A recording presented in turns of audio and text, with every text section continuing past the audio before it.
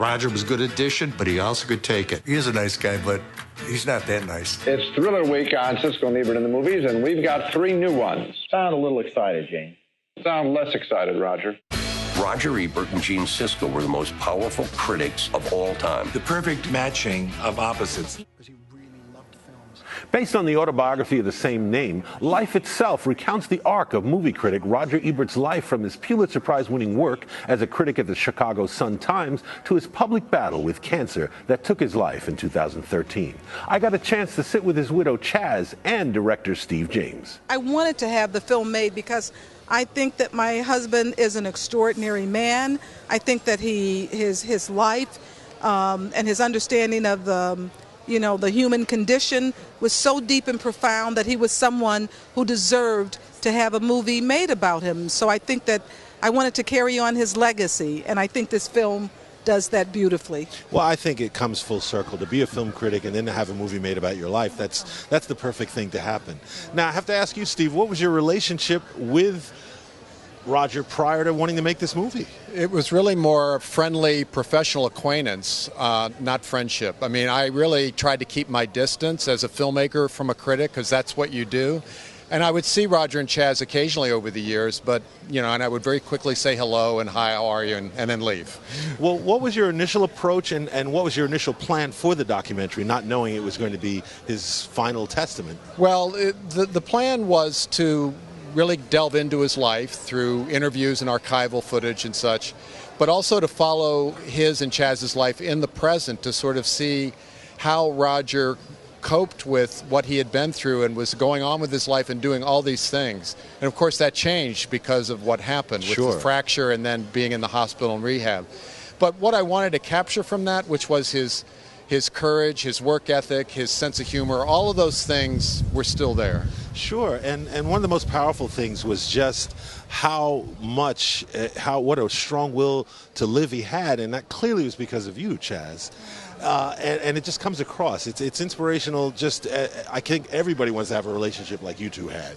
So, well, thank you. I tell you, there was a period when Roger was very ill in the hospital and was having frequent surgeries, and he wanted to give up, and I told him, if you just hold on, if you just hold on to that will to live, I promise you I will try to make your life as interesting as I can every single day.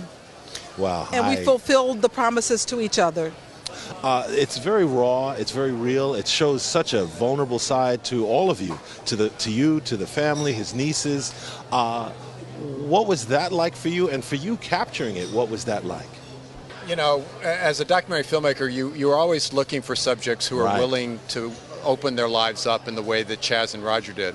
What's remarkable in this case is that these are people who knew what they were getting into. They're sophisticated, obviously, about film in every respect, and they're famous. Roger, and for someone of his stature to open himself up in that candid way for me, is a remarkably rare thing. Some of it was painful. Even now, I have a hard time watching the movie all the way through to the end, and that's because Steve did such a good job with it. We're really happy with the film. We just wish that Roger was here with us to see it. Was there ever at any time any reservations or any misgivings or any worries that it wasn't going to be something you wanted to show or come out the way you wanted? For me, my biggest fear, of course, one of my biggest fears was when this film came out, it's like, okay, it's going to be seen and reviewed by all these critics. People, which is ironic. People who loved Roger, were influenced by Roger, in many cases people who knew Roger for a long time and were friends with Roger. Can you imagine how scary that is? I can only imagine. So I felt like there was this extremely high bar that we had to leap over for them to embrace the film, and so far that's happened. And they have talked about how they really learned something from this movie about Roger, and so for me, that's wonderful.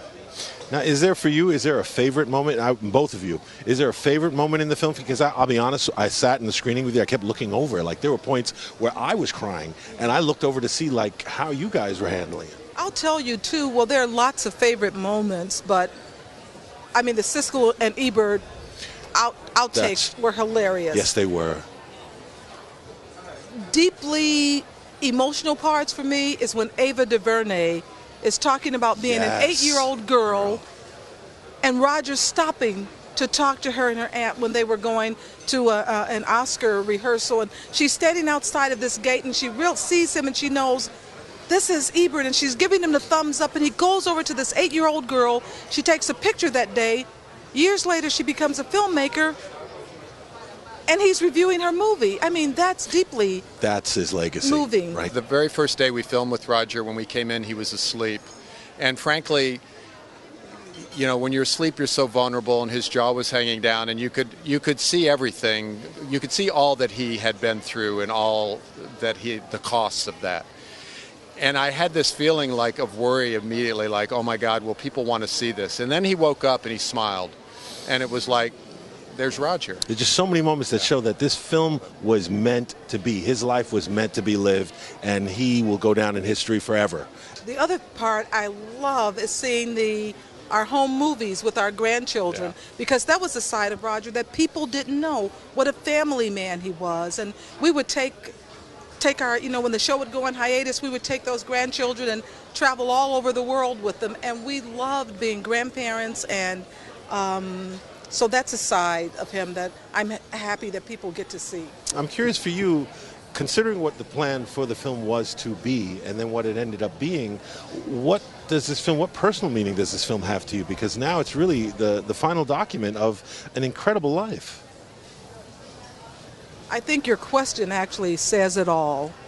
It is the final document of an incredible life. And I'm glad that it's one that I get to share with everyone, because I think that what Roger, first of all, he was such a beautiful writer. I mean, his writing made me swoon. And he also was a very good broadcaster. So he has all of the Siskel and Ebert shows for people to see, and they're just as fresh today as they were when they made them.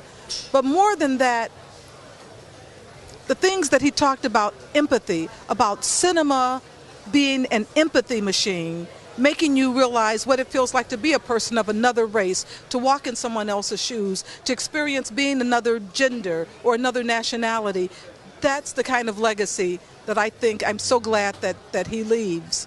I'm very glad that both of you took time to sit and talk with me about this film. I think it'll do very well, and I think you've done a great tribute to a great man. Thank you so much. Thank you for inviting us here. One of the great things about Arise Entertainment 360 is we have this Arise to Your Health segment, which really focuses on the holistic approach of being healthy. So we do everything from working out to juicing to getting in shape by doing fun exercises like bouncing on a trampoline or wearing these bouncy boots on our feet when we're jumping all over the set. We've done karate, we've danced the weight off, we've done just about everything. And of course, I love when we eat on set, but we do it in a very healthy and clean way. For me, the movies are like a machine that generates empathy. It lets you understand hopes, aspirations, dreams, and fears. It helps us to identify with the people who are sharing this journey with us. Based on the autobiography of the same name, Life itself recounts the arc of film critic Roger Ebert's life, from his Pulitzer Prize-winning work as a film critic at the Chicago Sun-Times to his public battle with cancer that took his life in 2013. Welcome back to Arise on Screen. You know, this is a film that I have to say struck many, many notes for me, and I found it very moving. It's a film about a writer and why he writes. It's a film about a somewhat tortured soul and what tortured him. It's a film about a film critic, clearly, but it's also about a film about a man who found love late in life and how that not only transformed his life, but even extended it past his disease and whatnot. Now, I have to ask you, Jack, how familiar were you with the book, and what did you think of this movie? You know, to be quite honest with you, I didn't know much about his life. The first time I had seen Roger Ebert was Siskel and Ebert. Right. And I was completely drawn to this debate format that I had not really seen. And then the topic was movies, which is something I completely loved. Exactly. So I was being informed and entertained at the same time. And at that point, I hadn't really seen anything like that. So, you know, not much before that. Not much before that. Now, what did this movie for you? What were there things about it that moved you? Because I'll be honest, I actually was moved to tears a couple of times. I'll be honest with you. I love this movie. I thought Steve James, the way he shoots documentaries, completely different and much more emotional than the way Ken Burns probably does things. Sure. I like his way of documenting things. And I'll be honest with you, it was almost too tough to watch towards the end. Yes, it was. The fact that this man, this icon in film, someone that we revere so much and we wanted him, I thought he died young. And so to see him slowly go through that deterioration physically, I felt like I was almost reliving the moments that he was dying in real time. And so I think, it really got to me. And I was like, great job in the storytelling process. I agree. Now, what about you? Because one of the things I think that you really struck you most about this film was the love story between him and Chaz. Absolutely. And it was so interesting how, them being of different races and how they talk about how that barely came up, but for the O.J. Simpson trial and things like that. That was fascinating to me, a window into that relationship. But also what it's like to care for someone, who's well, dying. it's interesting too because he talked about movies being an empathy machine, and movies are all about the human condition. I mean, that's what stories are for. And he's a man, he championed Spike Lee. He championed films that people didn't understand, and he was always able to find something in a movie. He didn't just trash them like we've talked about. Certain critics who go nameless.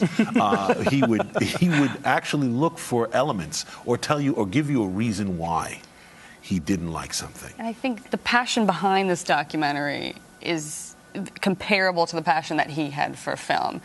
And if you haven't read the book beforehand and you go into this movie, I think it's a lot more enjoyable because you'll be surprised by so much. And I've now started reading the book after seeing it, but I think without reading it, it's even better. And there's really a treasure trove of secrets of that sneak peek at the movies. So much going on with Gene Siskel and their relationship. And their relationship was very a lot. powerful.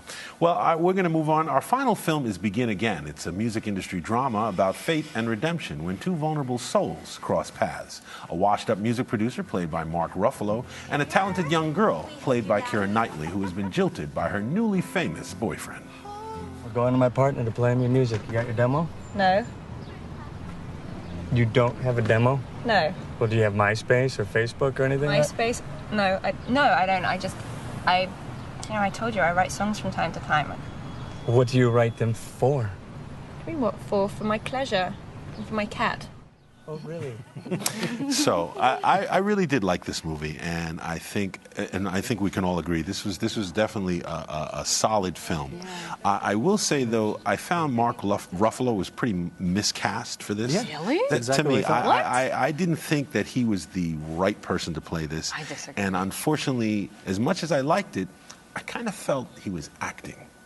I didn't feel this was so much a character as this is him, Mark Ruffalo, so doing enjoyable this. So tell me, but you felt differently. You thought that he was perfect. I think the way that he portrays addiction, and another film that was severely underrated last year, thanks for sharing, he has a sex addiction. Finding the humor in that, here, alcoholism.